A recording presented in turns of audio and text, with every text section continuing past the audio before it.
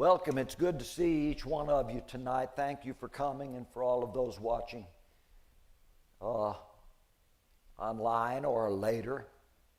My name's Patrick Hayes. I preach along with Pastor James Potter at the Redeeming Life Ministry Church here in Stanton, Virginia. And tonight I'm going to be finishing up my interpretation of the Song of Solomon.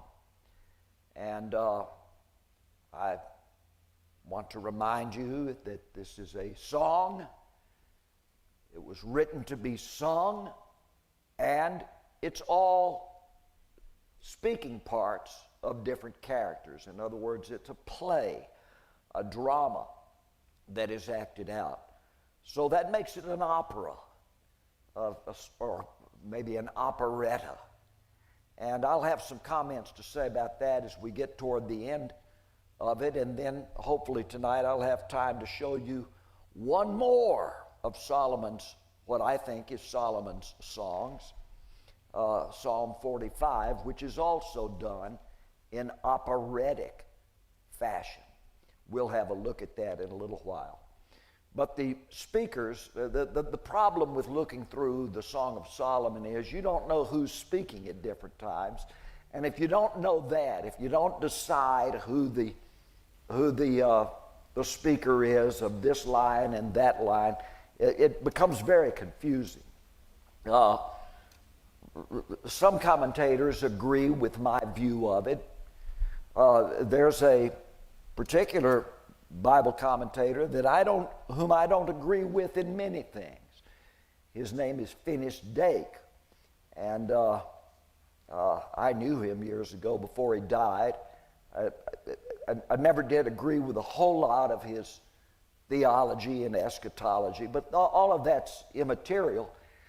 I did agree with the way he interpreted the Song of Solomon, that these are speaking parts, and you have to discern who's doing the speaking. And I took my Dake's Bible down a few weeks ago and compared the way Dake put it together and the way I've put it together, and it's very similar. It made me want to pat myself on the shoulder. The speaking parts are, of course, the girl that Solomon's in love with. Her name only appears twice.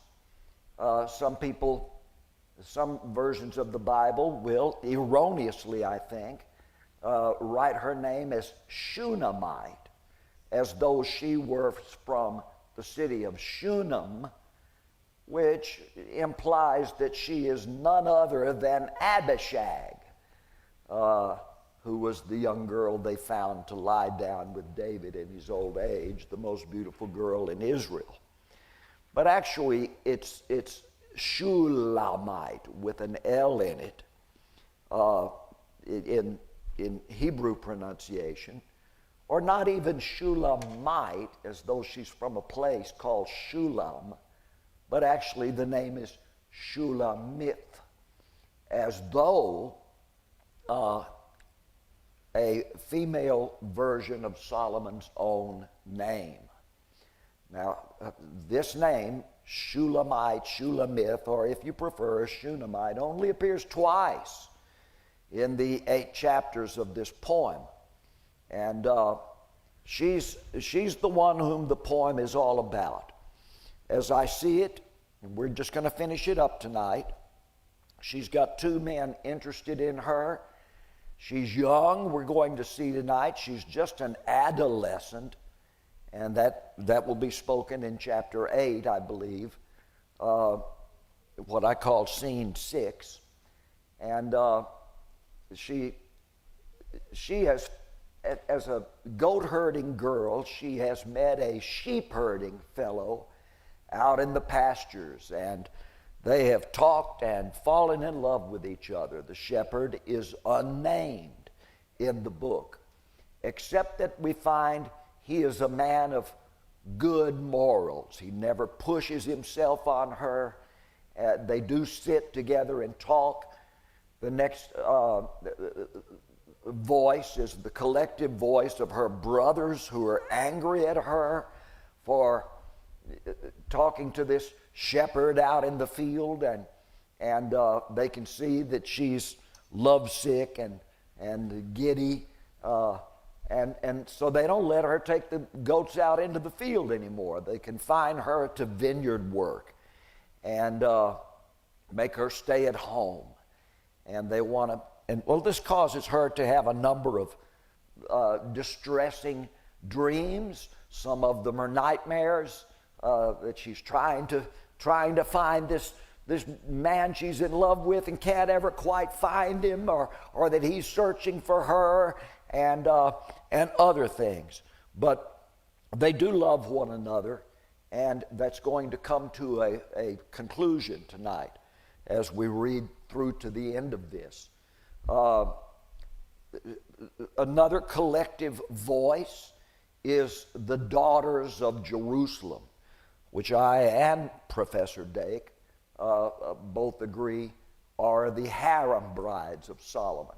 Most of them are not even Hebrew women, but they are in the harem, and this girl is brought by Solomon to be put in that harem so that these other women can convince her to accept Solomon's offer of marriage, but she resists them. Now, as we closed last Wednesday night, we have several statements. Solomon had her brought to his tent and by her brothers, and had tried to have a dinner with her, and some of his other guests are present, and he had tried to woo her with pretty suggestive talk and telling her how beautiful she was and looking at different aspects of her figure and saying so. But Solomon also notices at that time, you are not responding. You are impenetrable. In other words, nothing he said to her would bend her. She would nod to him. She wouldn't smile to him. She would not react favorably to Solomon's advances in any ways. In fact, she sits there feeling or appearing to be completely uninterested and wishing she were not there. We have her shepherd saying to her also, he's proud that she guards herself so well. And let's remember that for tonight. She's not easy to flirt with.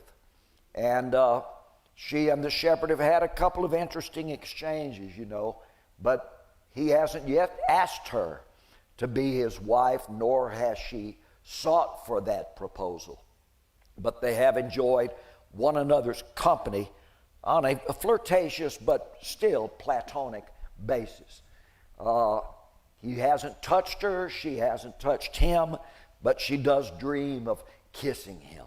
And it's what we're looking at is a young woman who's coming to womanhood, and of course she's in love with this guy, and it's going to turn out to be something more than what we would call puppy love.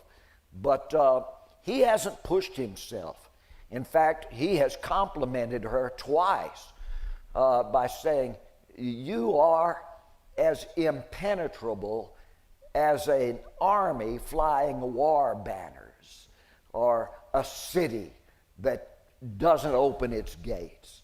And you are beautiful, oh my love, as the city of Tirzah, which actually, we're looking at the King James there on the screen, it actually means Tirzah, which is more lovely than Jerusalem. And I talked about where Tirzah was last week, if you want to review this. And you're as impenetrable or undefeatable as an army flying banners. Now, he'll say, that's in verse 4. He will repeat that to her in verse 10 also. Who are you, my love? You gaze forth like the dawn, he says to her. You're as fair as the moon, clear as the sun, yet you're as impenetrable as an army flying war banners. He's not trying to conquer her, and she's not trying to be conquered, and he's admiring her for that.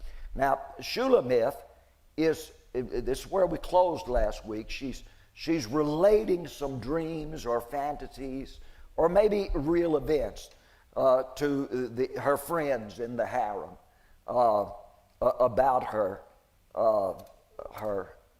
beloved one, this shepherd. Verse 11, I'm just going to repeat how I ended last week. She squints to them, remembering another dream. This is chapter 6, verse 11. I went down to the almond orchard to see the fruits of the valley and to see if the vine had flourished and if the pomegranates had budded. But before I was aware, I found myself in the road surrounded by these chariots, and they're Solomon's soldiers, and my brothers were with them, complicit.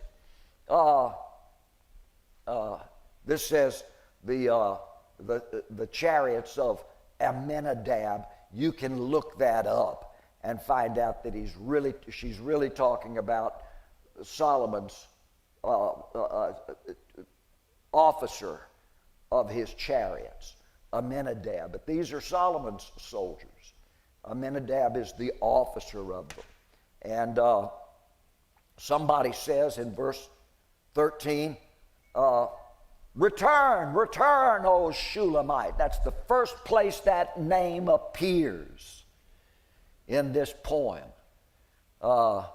Return. In other words, go home. Go home, our sister Shulamith. Get out of here. What are you doing out here in the road? But the others say, no, turn back this way. Turn here. Come here. Let us have a good look at you. Let us look upon thee. And apparently it's she who turns back to all of them with kind of a scorn. Yeah, and what would you like to look at? You dirty old men. What is it you want to look at? You want me to, and you can look at different versions. The word dance doesn't appear in the King James, but it is in some other versions. You want me to dance in front of your two groups, your two armies, Solomon's men and my own brothers?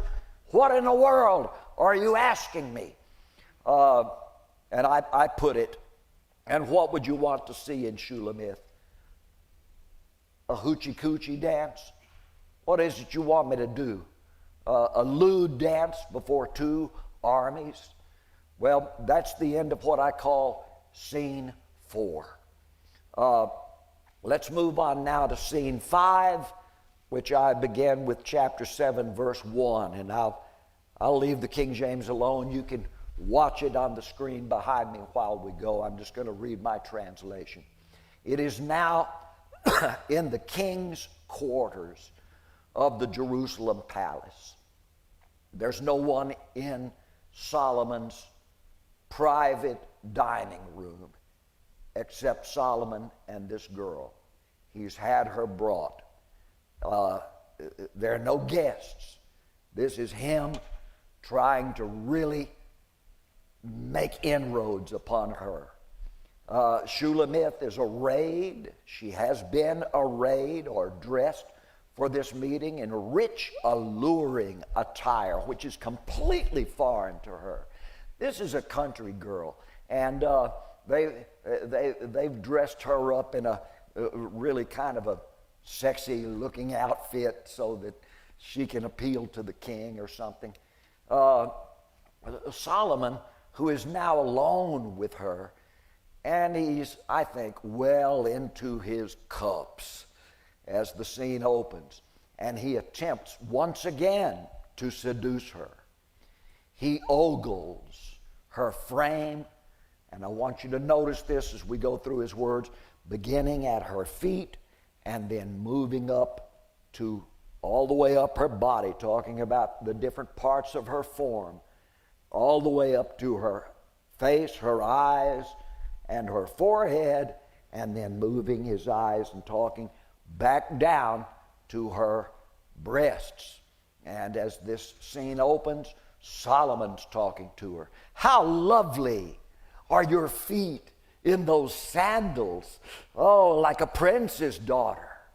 Ah, your thighs are joined jewel-like, the work of a skilled workman's hands.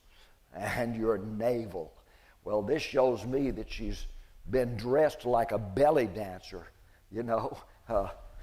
whatever he expects her to do, but her navel is bare.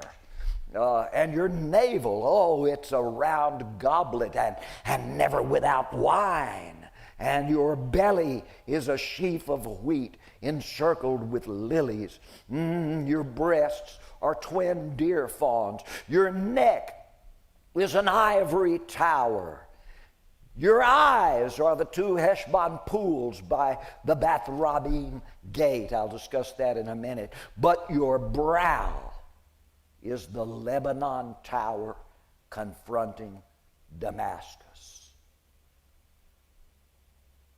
I'll talk about that in a minute. You stand.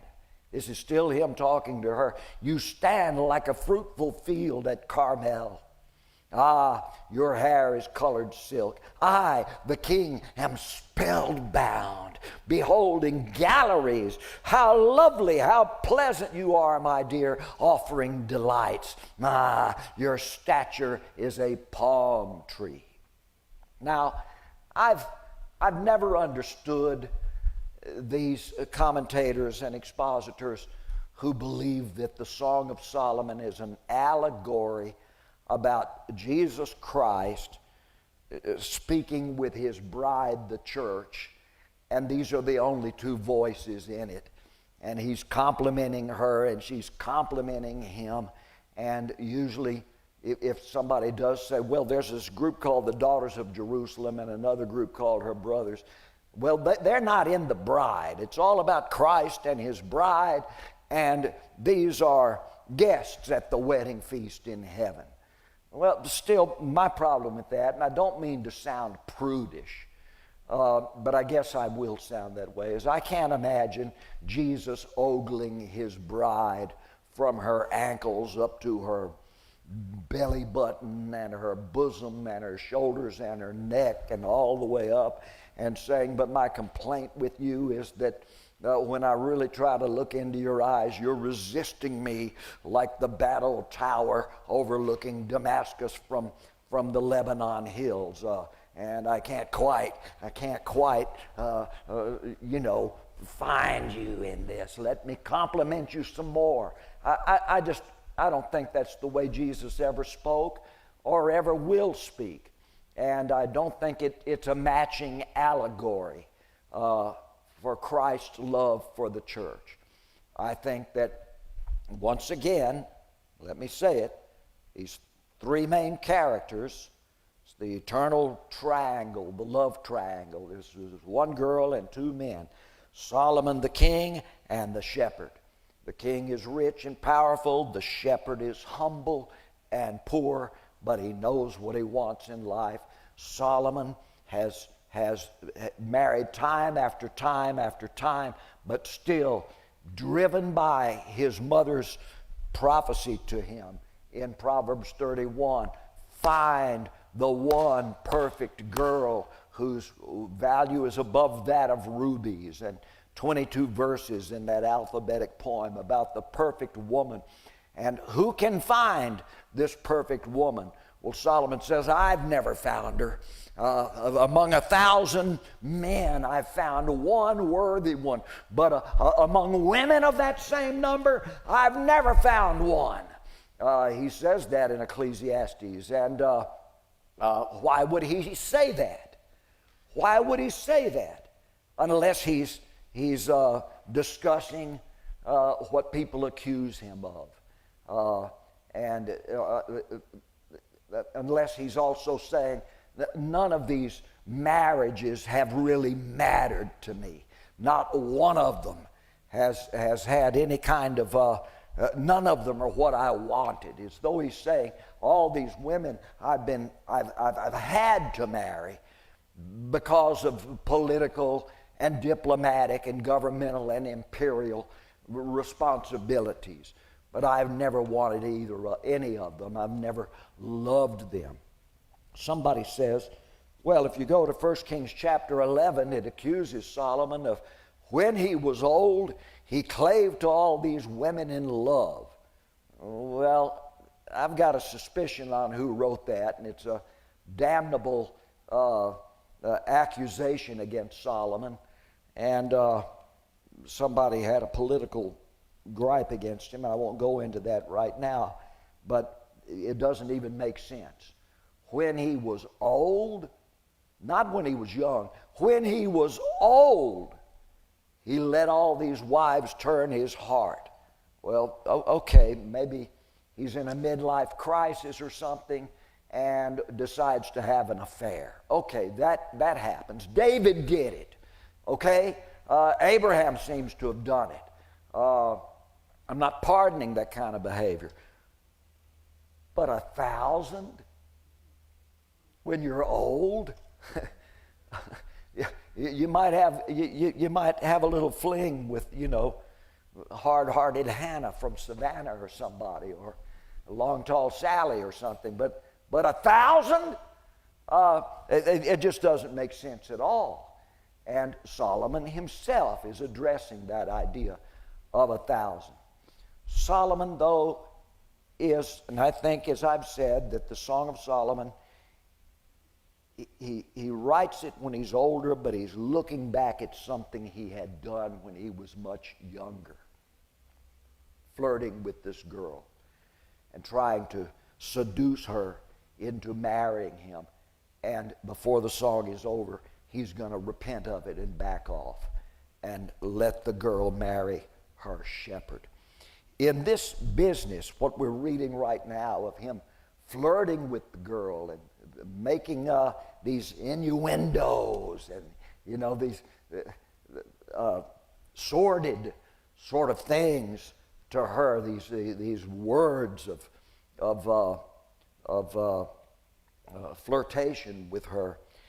I'm trying to find the right word to say this politely. Well, he's trying to seduce her sexually. And she resists him. Her head won't be turned. And he thought, boy, tonight, here in my palace with all this food and wine on the table, she'll surely agree to be my bride tonight. Now, in these words that we've just read, he begins at her feet, her sandals, back in verse 1. Oh, now you're looking good. Now you're looking good. Now we got you in some good-looking shoes. And verse 2, or still in verse 1, he talks about her thighs and how they're joined. Well, her thighs joined, he's looking at her waist. He's looking at, he's gazing at her midriff. And he's praising whoever put her together like that. Boy, are you built. A skilled workman's hand. Then her stomach, and then he moves to her bosoms, and we have this idea now of diametrical symmetry. One eye just like the other, one hand just like the other, one shoulder just like the other. Perfect symmetry side by side. He's already mentioned in a previous time about how her teeth are the same on either side, splitting down the middle, and how her nostrils are the same, and both lovely. And he doesn't mention her ears, but he does mention her shoulders, and he can't stop talking about this woman's bosoms. He moves up in verse 4 to the Heshbon. Your eyes are the two Heshbon pools by the Bath Rabbim gate. Now, it's interesting that he would say that. Beth Rabbim is not part of Israel. It's across the Jordan. You can go all the way back to Deuteronomy and then the book of Joshua, and throughout the Judges this is mentioned. It was the royal city of the Amorite King Sihon. Do you remember that in the book of Numbers and Deuteronomy, where King Sihon and King Og across Jordan and the land of the Amorites and Moab? Moses asks, can I pass through with all of this people that are with me? And they say, no, you can't pass through here. In fact, we're going to kill all of you. And Moses asked Joshua to bring the men of Israel to battle against these two kings, Sihon and Og. Well, we're told Og is the first real giant we meet by name in the Bible. And we're even told what a giant he was. He had a bedstead made of iron that was about 15 feet long, and his feet still hung over it. And he was defeated. And the lands that were held by these two kings, Amorites and Moabites, they were taken by Israel, and their kingdoms were defeated.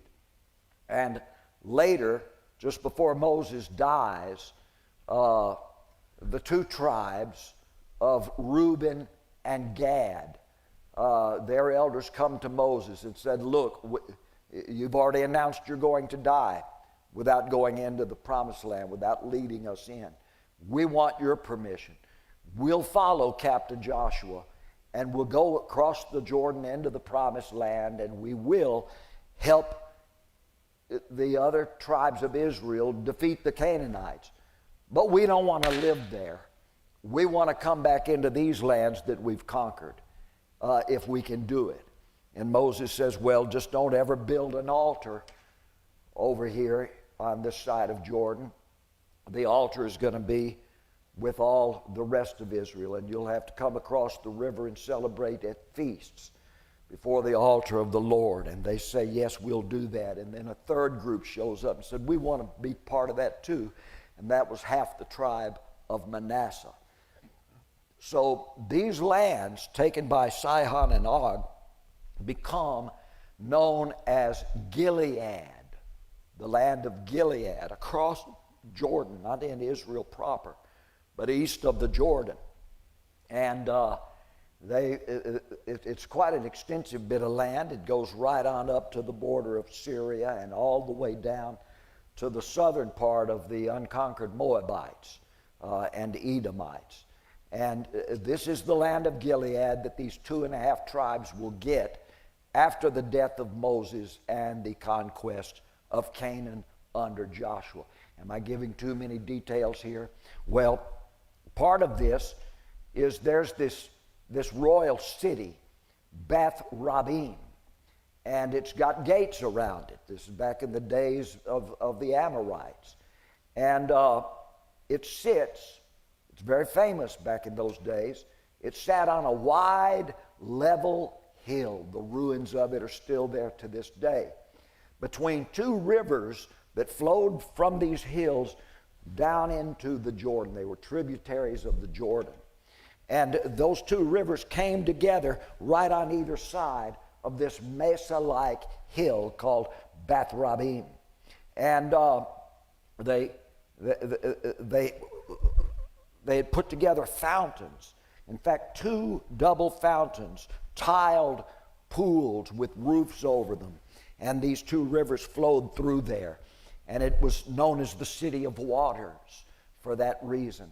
And architectural fountains. And they were famous pools.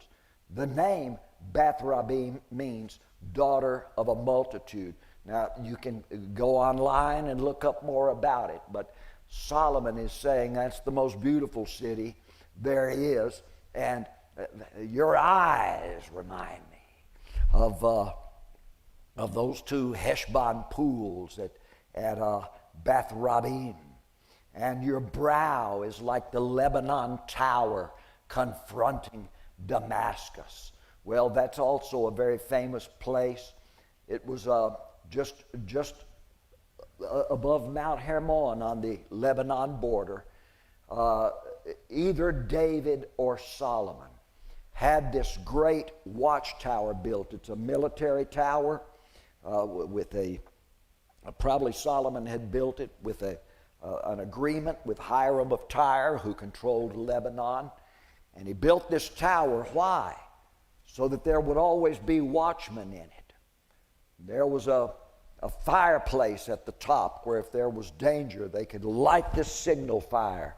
And across Gilead and over into Galilee, other towers would light up until within a few minutes down in Jerusalem, this whole chain of watchtowers would finally signal to Jerusalem itself, there's trouble in Damascus.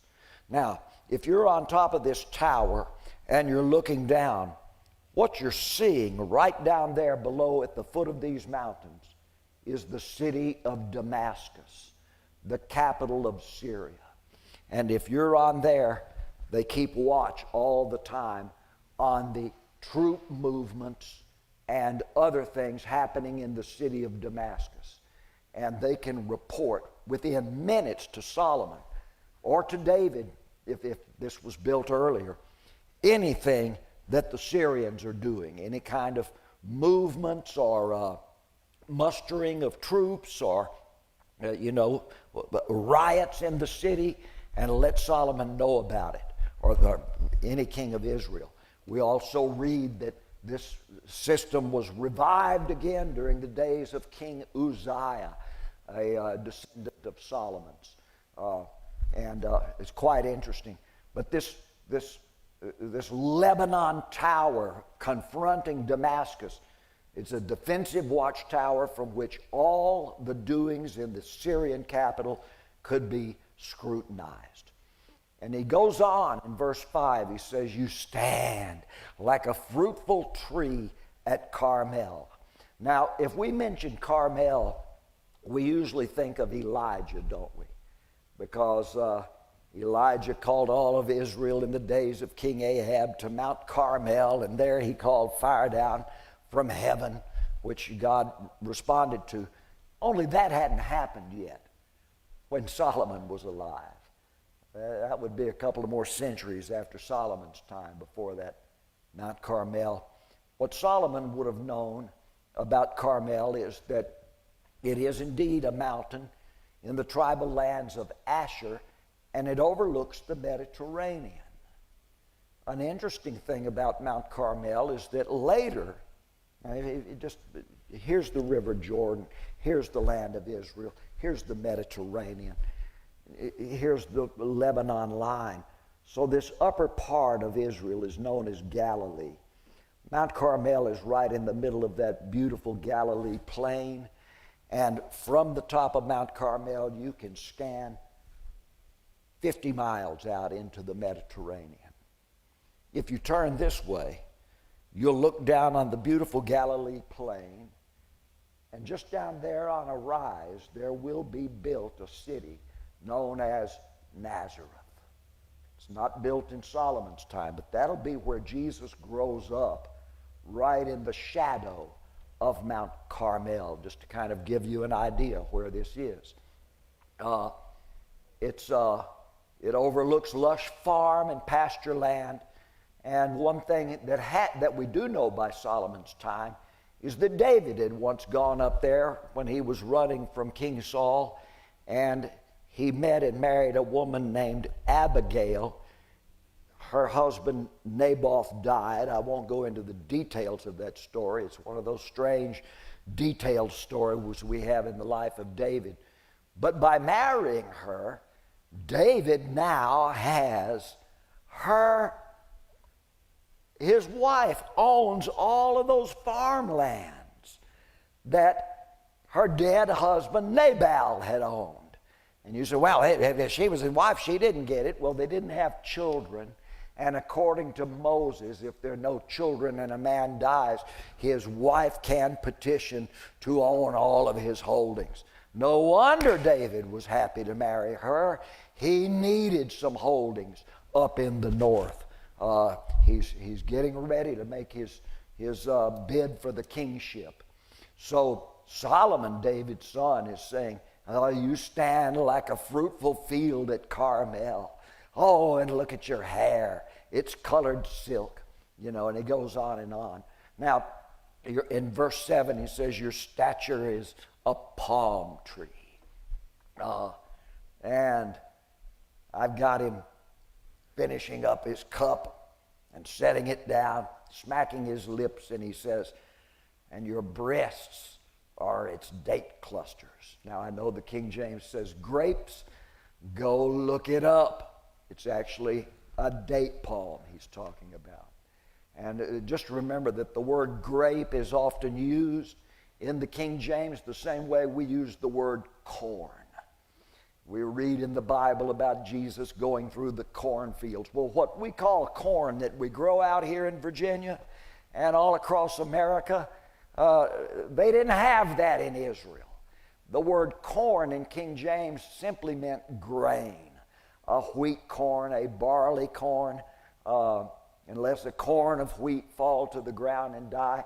Well, the word grape is often used to mean, just like corn is often used to mean any kind of grain, the word grape is often used in the King James to mean any kind of small, sweet fruit.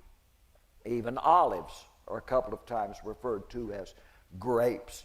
But Solomon's talking about the date clusters. And he says, "I say, I shall go to this palm tree. I shall take hold of its limbs.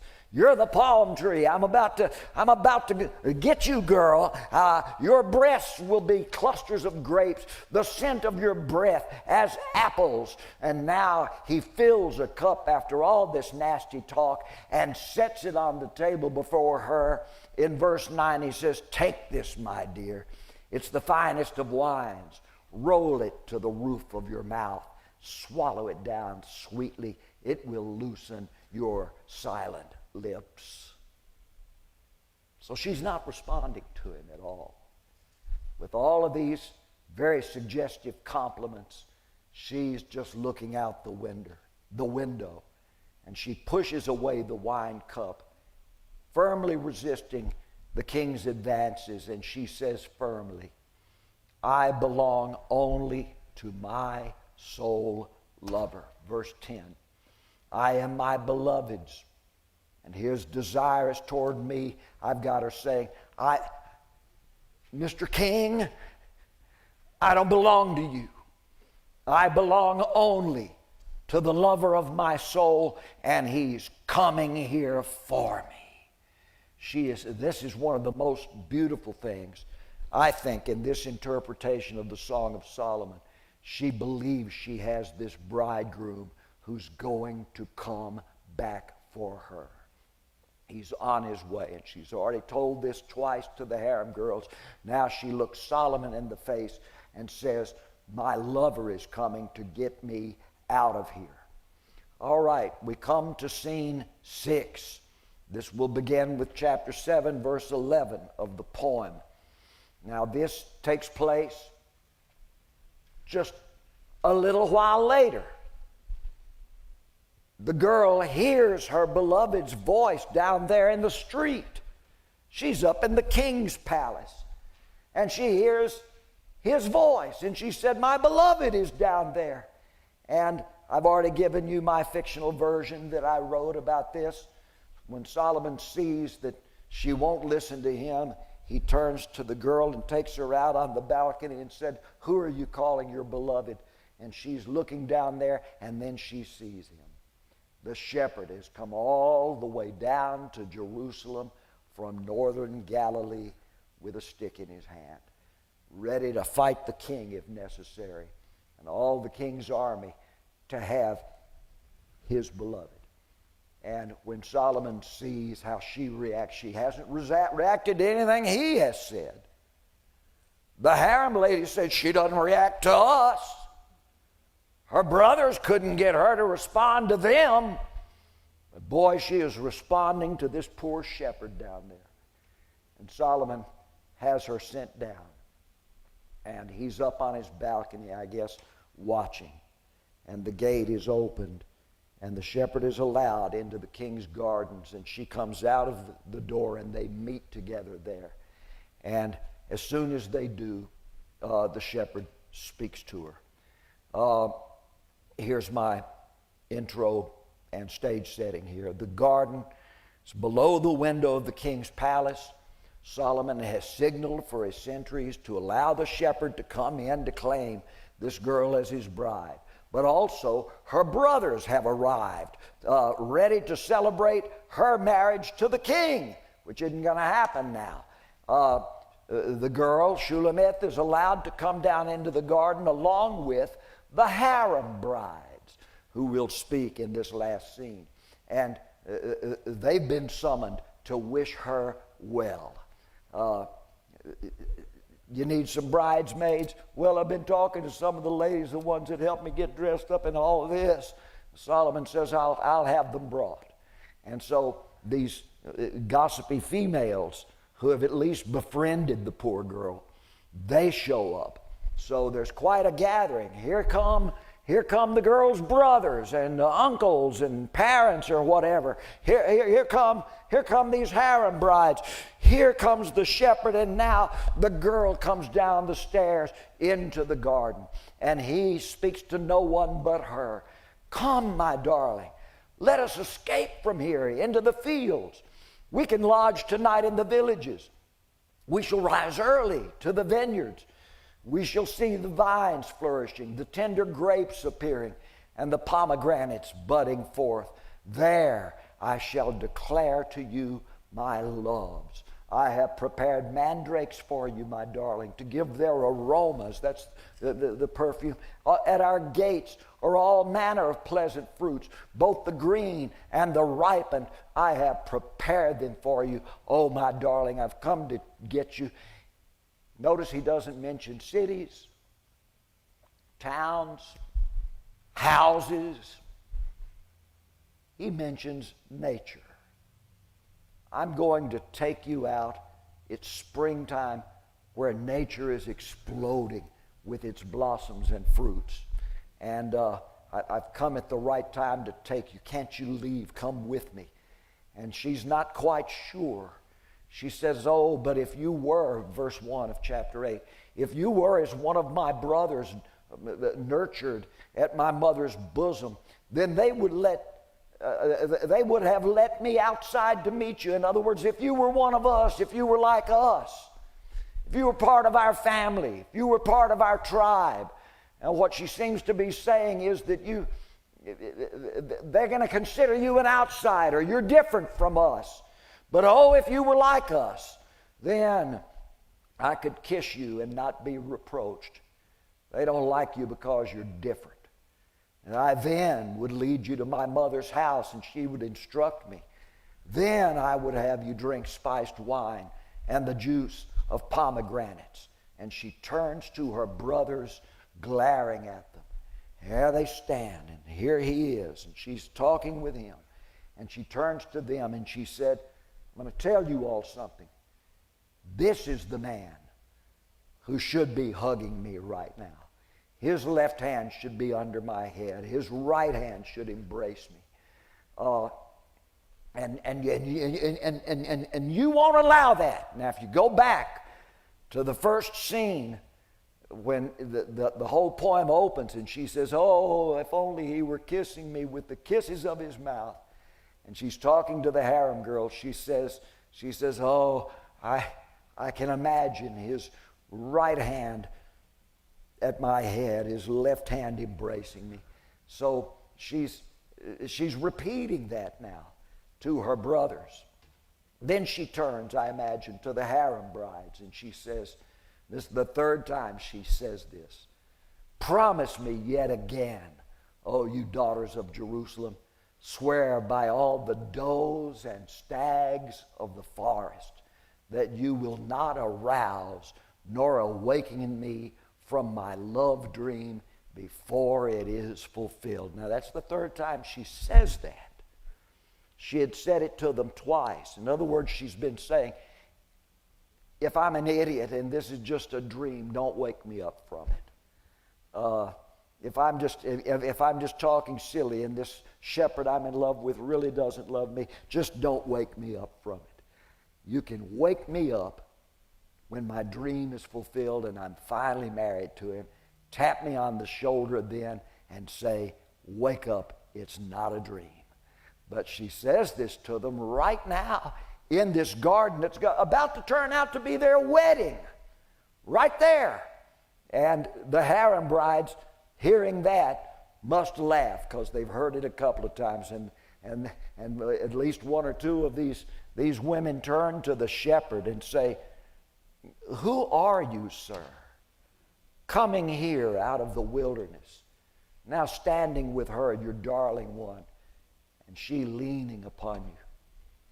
And the shepherd steps away from Shulamith and gazes at her and says, he doesn't talk to the harem brides. He doesn't talk to the brothers. He talks to her. He says, since I first saw you under the apple tree, you have been exalted in mine eyes. Now, what he's referring to is what she talked about back in scene 1, telling the harem brides that she had met him out in the pasture and they sat down together in the shade of an apple tree. Now he's bringing it back up. You remember the Andrews sisters back in the 1940s had that big hit for all the boys heading off to France and Germany.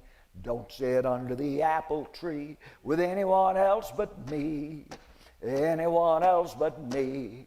No, no, no, anyone else but me. Oh, don't you ever sit under the apple tree with anyone else but me till I come marching home. Okay, that just touched a sentimental chord in American and British and Canadian soldiers going off maybe to die. But it's this idea that we sat under an apple tree once, baby, and I want to come back and see you still there waiting for me. Well, here's this shepherd saying, that's where I've been in love with you ever since I saw you there, girl. I've tried to tell you, but I didn't want to be too forward. And she looks at him and she says, well, there, your mother raised you. In other words, that's where you're from. I was out in the field. I mean, you were near your home. And he says to her, and there, not far from there, the woman who bore you raised you. I might not be part of your family, but we're not as far apart as your brothers might try to tell you. And here are the wedding vows. She says, then set me as the seal upon your heart. And he says, and you must set me as the seal upon your arm. Now, I'm a minister. I've done several hundred weddings. They'll hand me the minister's handbook and you read what the nuptial services are and all of that. And the strange thing is you don't find them in the Bible. Part of what we use as wedding vows is taken from what Ruth said to the old woman Naomi. And a couple of quotes from Adam and God concerning Eve and Adam. And that's really about it. And then there's other vows that we've put together. We have them say, till death do us part, forsaking all others. And sickness and health, and rich or poor, and good times and bad times. Say I do, I do. Say I do, I do. All right, I now pronounce you man and wife in the bonds of holy macaroni. And, we do that. But real marriages were done with two simple vows. Set me as the seal upon your heart. Then set me, the man says to the girl as he offers his arm, as the seal upon my arm. Now the word seal is what's important there. A sealed deal. A covenant has been made. They have just now pronounced their wedding vows to each other.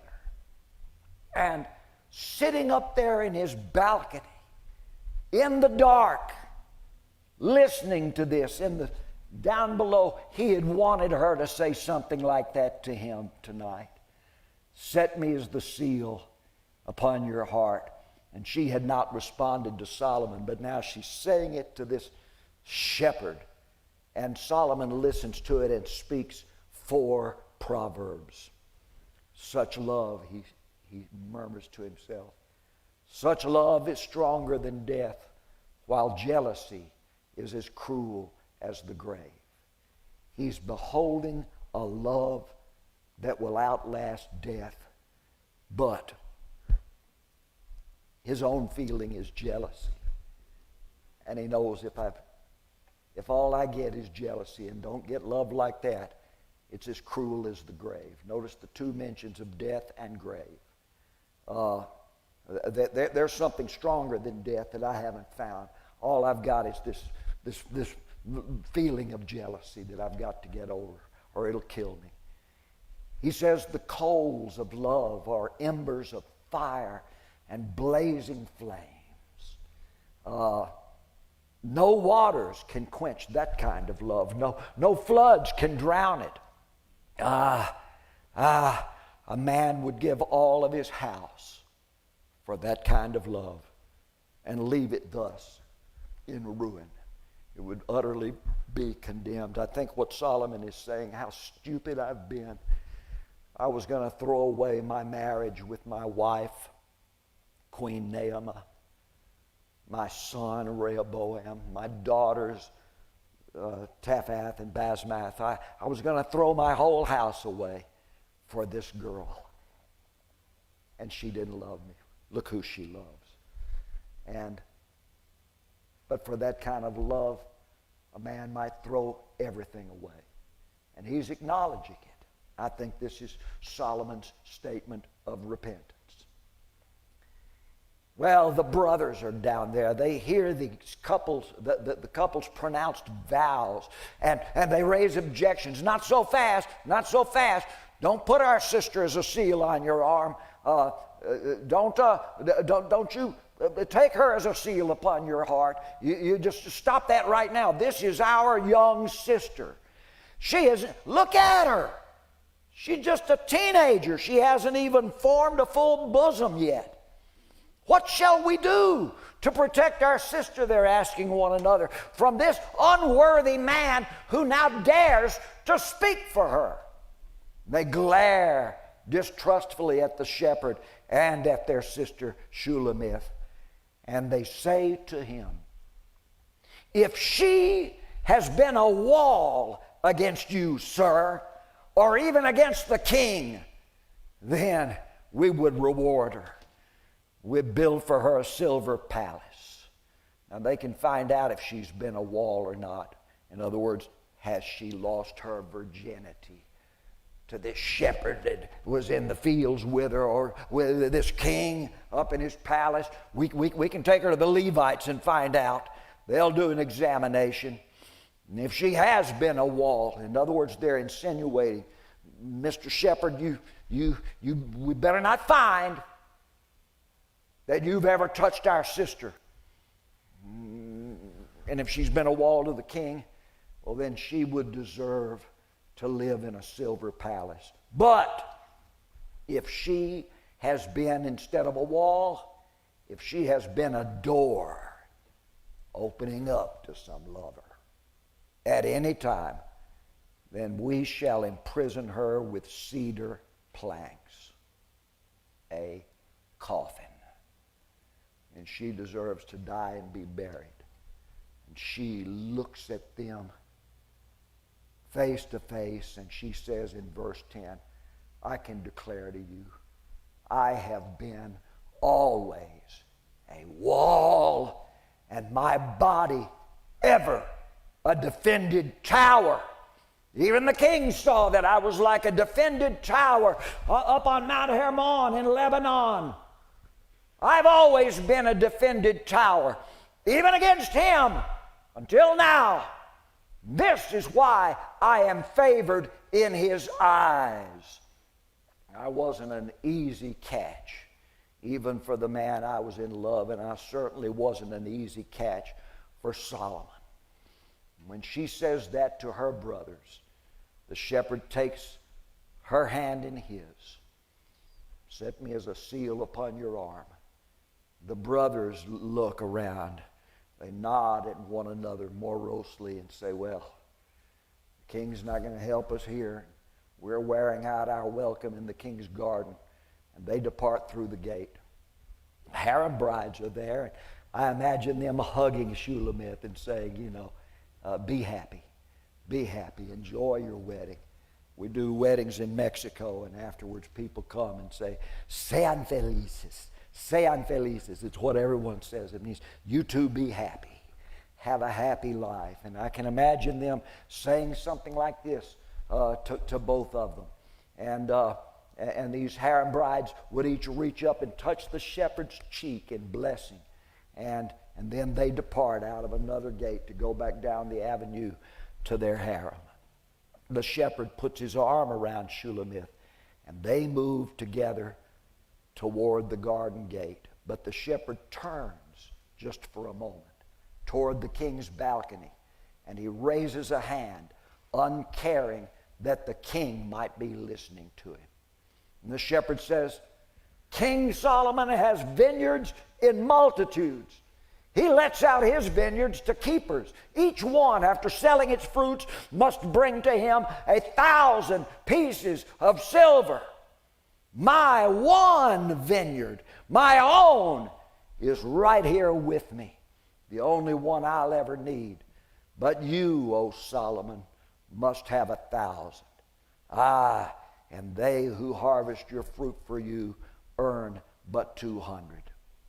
The gate opens to the shepherd and Shulamith. 2 more verses. As they're going through the gate, Shulamith says to him, imagine this girl. She's so excited. She just got married. How quickly did that happen? The king's blessing, and her brothers released her to this. And as they go into the street, in the pasture gardens where you dwell, your fellow shepherds hearken to your voice. Now I shall also heed your counsels there. I'll always be in this to help you and obey you. You can tell me what to do. I'll respect you the same way those other shepherds do. And the shepherd says, then let us hurry, my darling. Let us be, and here's the 5th time this is said, let us be the stag and his lovely doe. Swear by all the stags and does of the field, And he has already told her, and she has said, oh, my lover will come to me like an angry stag, a male deer, a buck, leaping over the mountains, coming to get to rescue his doe. Well, that's the last artistic or poetic reference. Let us be, he says, like the stag and his lovely young doe, leaping or fleeing to the mountains of spices. And the shepherd and Shulamith moved together along the street toward the city's north gate. And so it ends the way I see it. Now, it's a wedding story. It does represent Christ and his bride, only Christ is not the King Solomon figure. He's the good shepherd who's willing to lay down his life for his sheep. And I think it makes a much better metaphor to try to understand this. It's one of the Bible's great love stories. Jacob and Rachel, Boaz and Ruth, praise God. But if we read this poem in this way, I think it intensifies the meaning of all the great love stories in the Bible. Now, I mentioned Psalm 45 being also a small opera, and I run out of time. I didn't get to it. So next Wednesday night we'll get into that and compare a few things of it to the Song of Solomon and follow up with a few comments. Thank you for your applause and your attention. God bless you, Brother James.